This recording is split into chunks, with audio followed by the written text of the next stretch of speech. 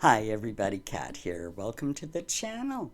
It is Monday morning and we have a lot to talk about. Let's start with Harry and Meghan. Well, we know that Harry's in London today for the Well Child Awards. He's been a patron of that charity for over 15 years. And again, he's flying solo. Meghan is not with him. The big question is, where is he staying? Will he see his father or Prince William? Well, according to the Daily Mail, reports suggest that it's unlikely. I'm not surprised. Right now, Charles is up in Scotland, and William's a busy guy, and he doesn't have any time for his errant brother anymore. And Meghan, well, she's laying low. Laying low. Her campaign to offset the reports of her bad behavior isn't working. You know, 12 employees, one of whom is still working for Archewell, have come out and, just confirmed reports that we heard from Britain, the bullying and all of that, right? Um, so, and then there was an article put out naming a couple of employees that, she saying Meghan is so nurturing and we are the seeds that she grows in her garden. This kind of bullshit. You know that Meghan wrote it. But it's not working. It's not working because people know the truth now. She can't turn this around. And there's more bad news for Archewell. Seems that in some latest filings, there's something like $4 million in donations that are unaccounted for. The money came in, but it's not being reported. And they've had problems with their tax filings and not signing documents and all of this kind of. So it's just whether they're just stupid or whether they're intentionally trying to hide money is something that would have to be determined by an investigation, and there damn well should be one. And it looks like there is a bit of scrutiny happening over these missing millions. So, Meghan and Harry, it's a tricky time. This is not good for them, and Netflix isn't happy with them either. Harry's new documentary, Polo, is already a disappointment. It's a 5-part series. Who's going to pay attention for 5 episodes? But, 5-part. It features Harry's friend Nacho Figueres. He's Argentinian, and yeah, he's well known in the polo worlds, but as one Netflix executive said, he's got broken English. He's not really charismatic. Nobody knows who he is. When they thought about a special on polo through Archewell Productions, they would have assumed that Prince Harry, a polo player himself, they would have assumed that Prince Harry was going to feature in the series. And he's not. He's not. There's no draw. The only reason to do a show on polo would be to have Prince Harry in it. Have some kind of public name recognition. And so the Netflix brass are not happy at all. There's nothing royal to grab the public's attention, and Netflix feels cheated. But their contract ends in 2025 pretty soon, so they will be another big company that'll be cutting Harry and Meghan loose, and I'm sure they'll be talking about it.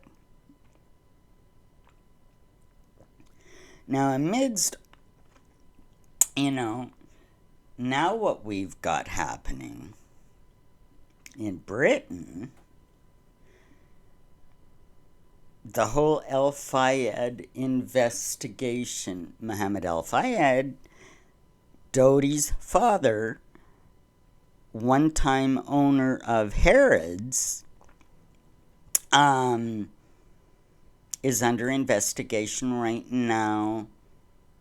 Something between 20 and 50 women, most of them employees of Harrods at the time when Al Fayed was in charge, have come out with serious allegations ranging from sexual assault, coercion, loss of job, these kind of, right down to the R word, everything and everything in between. Like, just they were living under horrible conditions, going to work every day under this guy that was a bit of a monster, right?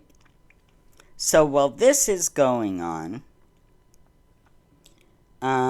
lots of opportunists have popped up over this. Just like Harry and Meghan, they're opportunists. Well, there's even more. I mean, good grief. Now,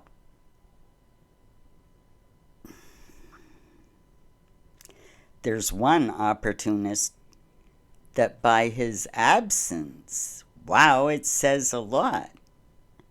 We're talking about Michael Cole. I spoke about him a few videos ago. Where is Michael Cole? Now, Michael Cole was the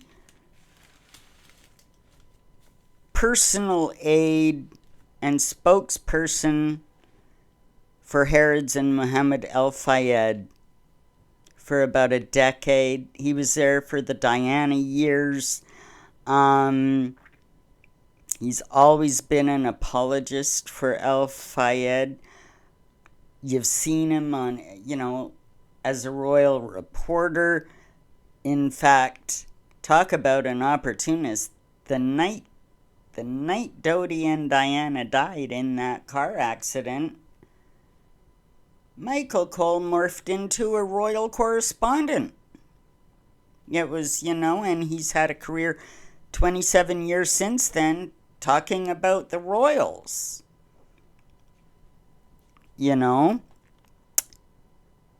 But somehow he's pretty quiet now. You've seen him at least once a week on some news program or daytime program. Anywhere they're talking about the royals, he pops up as a spokesperson and has his say about the situation. Haven't seen him since this whole Al Fayed thing has started, this investigation. What does he know? I bet he knows a lot.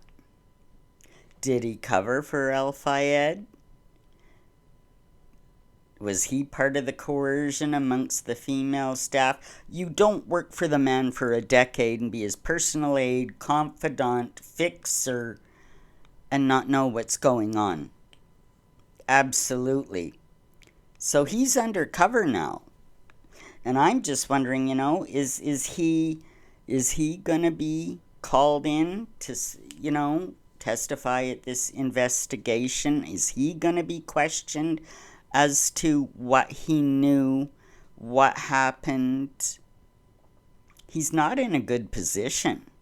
He isn't. Because even if he's not called in by the investigation, his reputation is already starting to sour.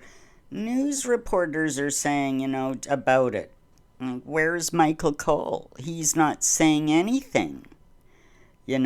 Just by his silence, by his trying to climb under a rock and hide, so he's not noticed, right?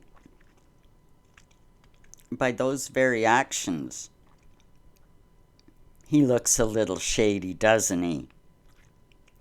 And while that's going on, while that is all going on, one opportunist, Mr. Cole, he's in hiding. Well, another one has popped up. He always pops up. We're talking about Paul Burrell.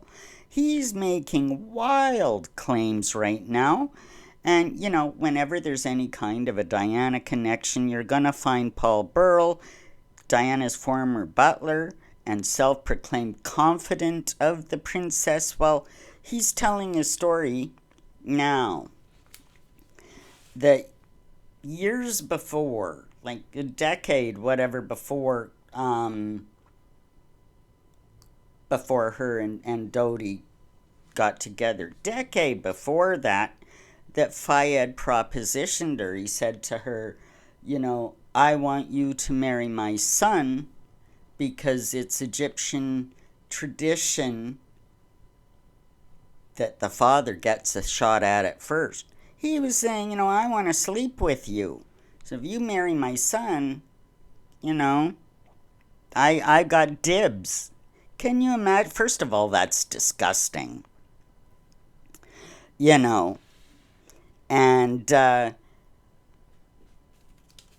don't think it happened. I think Burrell is making things up. This was before she was separated but not divorced from Charles. And I mean, all through his life, Mohammed Al Fayed tried to curry favor with the royals. He would make big donations to their charities. He would do all kinds of things to gain favor with the royals. And as much as a pig as he was with his employees and other young women, I don't think he would have taken a chance on offending Princess Diana that way. Keep in mind, he was a good friend of Diana's father, and of course this would have been, I think, after her father died, but still, I think he had more sense than that. She was somebody he wouldn't want to upset or alienate, I really don't think so. And I mean, there's lots of pictures out there of Diana and Al Fayed attending events, because he was, he put money into the polo, he put money into different charities and things like that, so he could kind of get an in with the royals, right? He was always trying to do things like that. And there's photographs of him and Diana attending events, and there's one, he's got his arm kind of around her waist, and she's got her arm up around his shoulder. There was nothing in these photographs to show that she was repulsed by his touch, or he was, manhandling her in any way. She didn't look like she was uncomfortable in his presence at all. So I don't think this ever happened. Burrell says, oh yeah, she used to call him Yoda, and I can see that.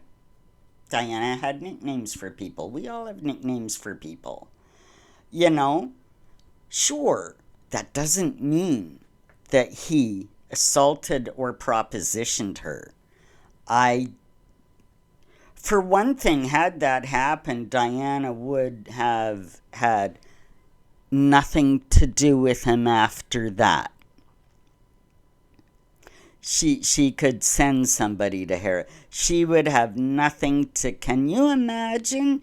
Even though she wasn't HRH anymore, if he'd have done something like that to her, the problem she could have caused the man. And during the time that this was supposed to be happening, there was at the time an investigation into Fayed way back when, for an assault on a 14-year-old girl, it is alleged. And from what I understand, there was a payoff or something. It never made it to court. But it was certainly in the news, and he was a prominent guy. Diana would have known about these accusations and this situation. She would have never put herself in, that kind of a position, right? But and then I guess you could say, well, what happened, 10 10 years later and how Diana hooked up with Dodie and the whole thing. Well, from what we understand, about earlier that spring, Diana had asked her brother Charles if she could have one of the several cottages on the Althorp estate so she'd have a place to bring the kids in the summer. And he turned her down because he said, oh, he didn't want the photographers. He didn't want to have to deal with the extra security, things like so. He shut her down. She had nowhere to go for the summer. She had a couple of different invitations, some by men that she did not want to get compromised with. Her and a girlfriend spent a few days away, I think, in Greece. But as far as a holiday with the kids, El Fayed had asked her in the early spring and said, well, think about it. And when she didn't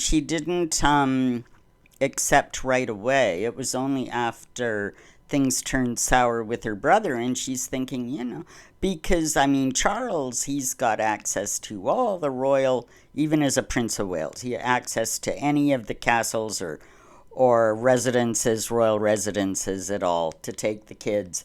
No problem there to have a nice private summer but Diana, all she had was her apartment in Kensington Palace. And you say, well, all she had, but yeah.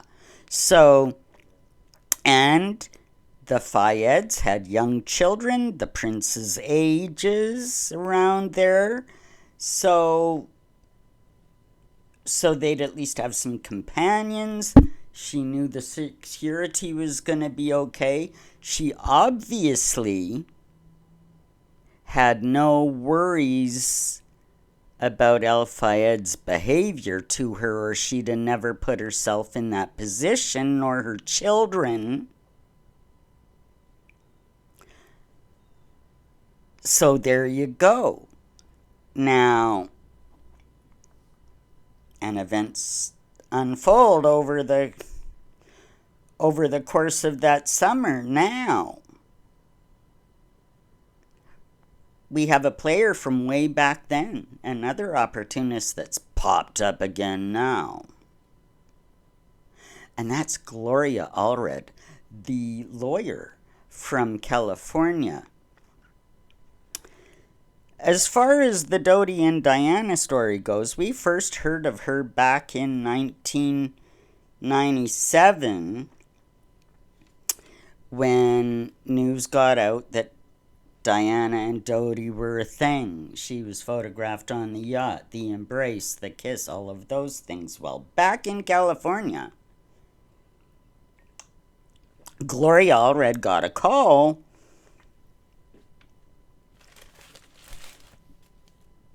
from, oh good grief, his fiancée. I'm looking for her name here. Good grief, it's Kelly something or other.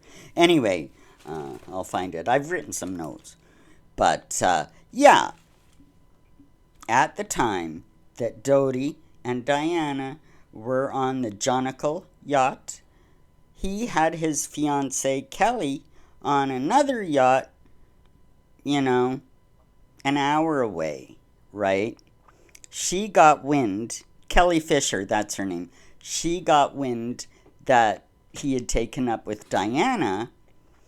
She phones Gloria Allred and says, I want to sue him for breach of contract. They were engaged and supposedly to be married later that August, right? So Allred jumped in to sue Dodie. Now, what they wanted out of the deal was when they got engaged, apparently Mohammed El Fayed had paid Kelly $600,000 or something to scale back her acting career. He didn't want her to, be an actress kind of thing, so he recompensed her to become a wife, basically give up her career And so that when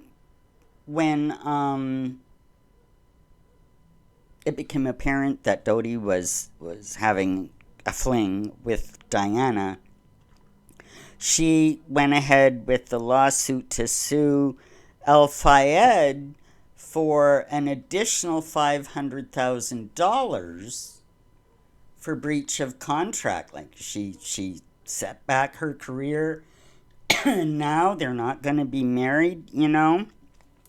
So Gloria Allred was right in the middle of things there. Well, on one page of the newspaper, you'd have all the pictures of Dodi and Diana. The next article would be Kelly and Gloria Allred talking about, you know, how badly she'd been treated, right? Well, we know that Gloria is no stranger to controversy. She has represented a lot of women, a lot of well-known women in a lot of well-known cases, and here she pops up again. Can you imagine? She is now representing, I'm not sure exactly how many of the group of women, but she's representing several of the women that have made accusations against El Fayed. Now, these women were employees, as I've said before. What they want, what Gloria wants, what they're doing is trying to sue Harrods, the store, the corporation, for recompensation for their having suffered sexual assault and abuse while they worked for Fayed. The trick of it is the El Fayed family no longer owns Harrods. It's been sold. And I mean, it's just my opinion.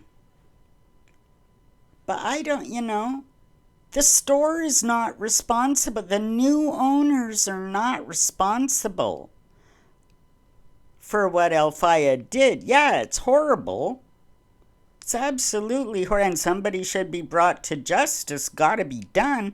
But it's not the new owners of the store's responsibility to give a financial payoff to these women.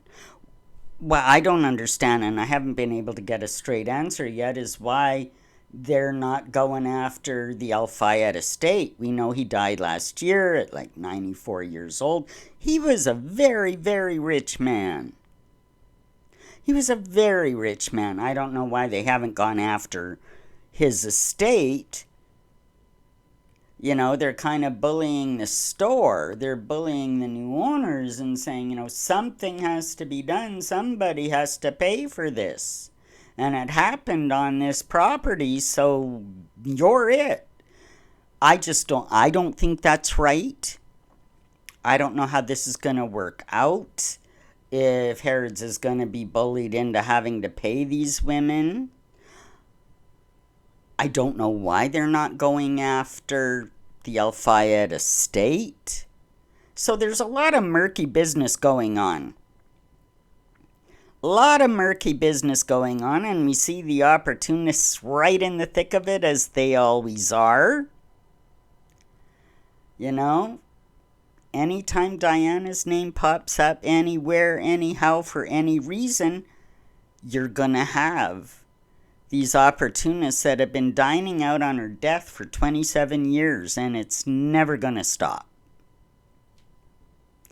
We'll have to see what happens. Have a great day, everybody. We will talk to you later. Like, subscribe, and share this video. Leave me a comment so I know what you're thinking about everything. Bye for now.